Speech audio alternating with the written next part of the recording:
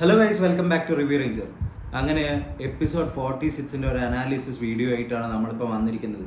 അപ്പോൾ ഇന്ന് നടന്ന പ്രധാന സംഭവങ്ങൾ, ഒന്നാമത്തെ ഏറ്റവും മെയിൻ സംഭവം നമ്മൾ ഇന്നലെ പ്രോമോവും കാര്യങ്ങളൊക്കെ കണ്ടതാണല്ലോ, സിജോയുടെ റീ എൻട്രി.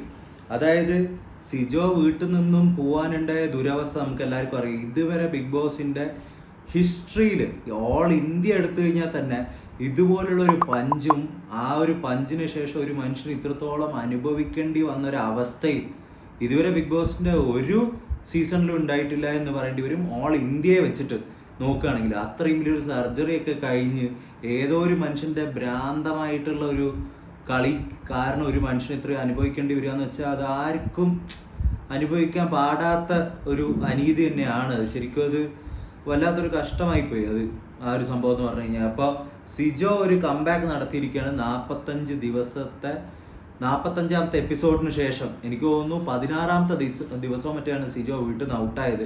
അതിനുശേഷം ഇത്രയും കാലം ട്രീറ്റ്മെൻറ്റിലും സർജറിക്ക് ശേഷമുള്ള ആഫ്റ്റർ കെയറിലും സംഭവങ്ങളൊക്കെയാണ്. അതിൽ സിജോ തന്നെ പറഞ്ഞിട്ടുള്ളത്, ഞാൻ ചെന്നൈയിൽ തന്നെയായിരുന്നു, ബിഗ് ബോസിൻ്റെ സ്ഥലങ്ങളിലൊക്കെയാണ് താമസിച്ച കാര്യങ്ങളൊക്കെയാണ് പറഞ്ഞത്. പക്ഷേ സിജോ ഫുള്ളായിട്ട് ഗെയിം ഷോ കണ്ട് മനസ്സിലാക്കിയ പോലെ ഉള്ള തരത്തിലുള്ള പല സംഭാഷണവും ലൈവ് കണ്ടിട്ടുള്ള ആൾക്കാരാണെങ്കിൽ നമുക്ക് നോക്കിയാൽ മനസ്സിലാവും പലതും ലീക്കായിട്ടുണ്ട്, പല കാര്യങ്ങളും സംഭവങ്ങളൊക്കെ.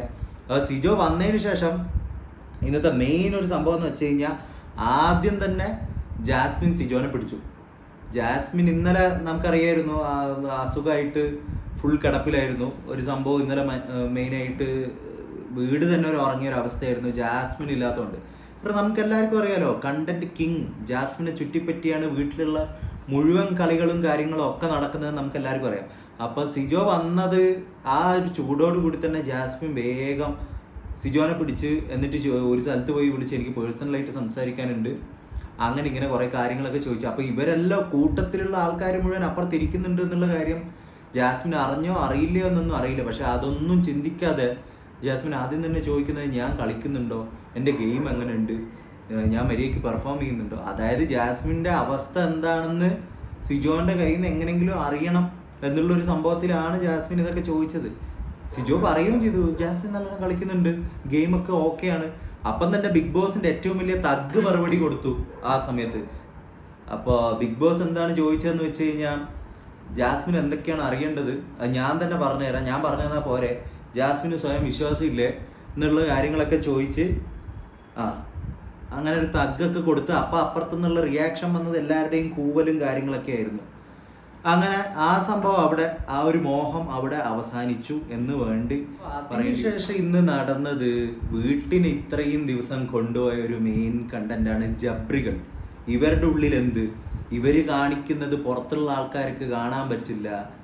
പിന്നെ സദാചാരവാദികളുടെ വേറെ കാര്യങ്ങൾ, അവരുടെ ബന്ധം എന്ത്, അവരെന്തെങ്കിലും ബന്ധമായിക്കോട്ടെ എന്ന് ഞാൻ പറഞ്ഞിട്ടുണ്ടായിരുന്നു മുന്നേ. കാരണം ഇതൊരു ഷോ മാത്രമാണ്, അവരെന്തെങ്കിലും ചെയ്യട്ടെ.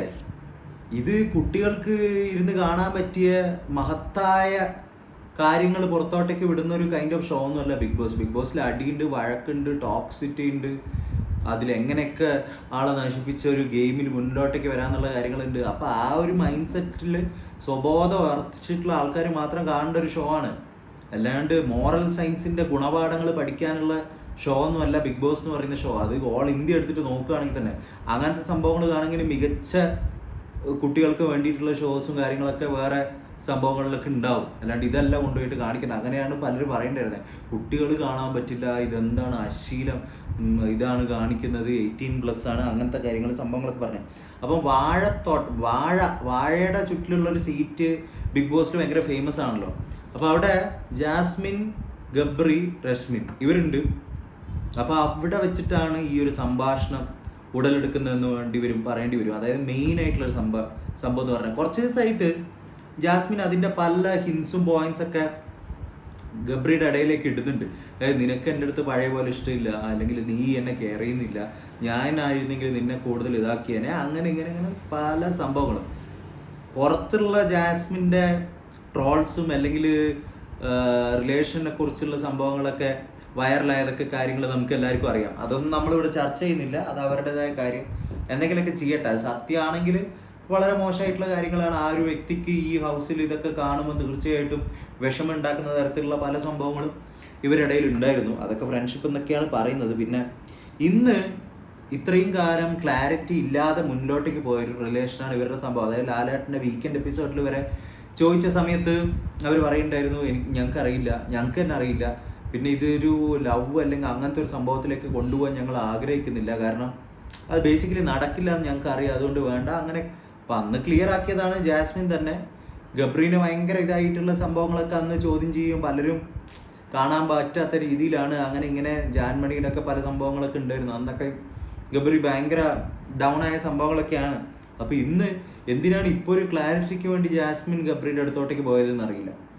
ഈക്വലി ഇവർ രണ്ടാളും ഈ സംഭവം ഇതുവരെ കൊണ്ടെത്തിച്ചതിന് പാർട്ടാണ്.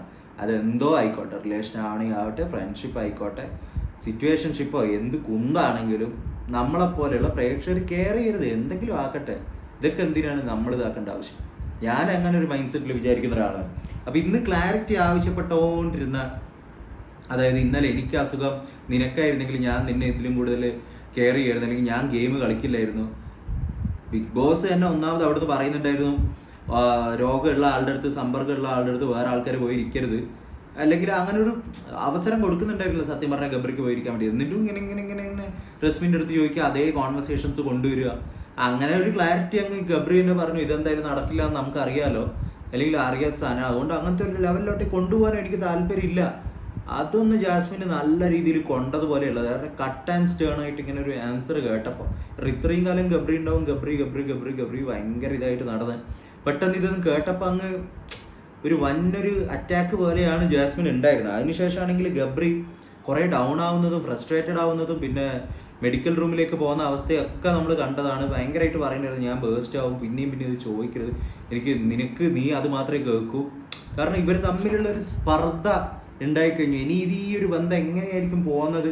ഇവർ എനിമീസായി മാറുമോ, അല്ലെങ്കിൽ ജസ്റ്റ് ഒരു ഹായ് ബൈ മാത്രമായിട്ട് മാറുമോ എന്നൊക്കെ നമ്മൾ ഇനി നോക്കിയിരുന്ന് കാണേണ്ടി വരും.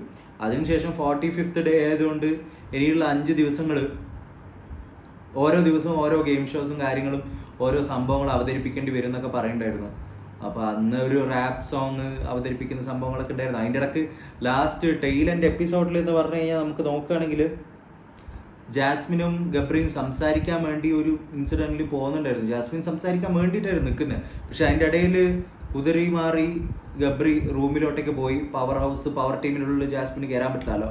അതിനുശേഷം റസ്മിനുമായിട്ട് പിന്നെ സംസാരിക്കുന്ന കാര്യങ്ങൾ കേട്ടിട്ടുണ്ടായിരുന്നു. ഭയങ്കരമായിട്ട് കഴിഞ്ഞു, ഇനി ഈ സംഭവം ഇല്ല, ഞാൻ ആരോട് സംസാരിക്കാനില്ല, ഇത് തീർന്നു, ഇതിനുള്ള ആൻസർ കിട്ടിക്കഴിഞ്ഞു, ആ ബന്ധം തീർന്നു എന്നുള്ള രീതിക്കൊക്കെയാണ് പറയുന്നത്. പിന്നെ അതിൻ്റെ ഇടയ്ക്ക് ശ്രീതു ഗബ്രിയുടെ അടുത്ത് ചോദിക്കുന്നുണ്ട്, എനിക്ക് എന്തെങ്കിലും ഉണ്ടെങ്കിൽ എൻ്റെ അടുത്ത് പറയാം, അത് മനസ്സിലുള്ള കാര്യം എൻ്റെ അടുത്ത് ആരുടെടുത്തെങ്കിലും ഷെയർ ചെയ്യുന്നതായിരിക്കും നല്ലതെന്നൊക്കെ പല സംഭവം ശ്രീതു ഒക്കെ പറയുന്നുണ്ടായിരുന്നു. അപ്പം ഇതൊക്കെയാണ് ഇന്ന് മെയിനായിട്ട് നടന്ന സംഭവങ്ങൾ. ഇനി ആഫ്റ്റർ എന്തായിരിക്കും അടുത്ത ദിവസം തൊട്ട് ഇവ ഈ ഗെയിം പോകുന്നതെന്ന് ആൾക്കാർ കൗതുകകരമായിട്ട് നോക്കിയിരിക്കുന്ന ഒരു സംഭവം ഉണ്ട്. കാരണം ഇത്രയും ദിവസം ഇവരെ ചുറ്റിപ്പറ്റി മാത്രമാണ് ഗെയിം പോയത്.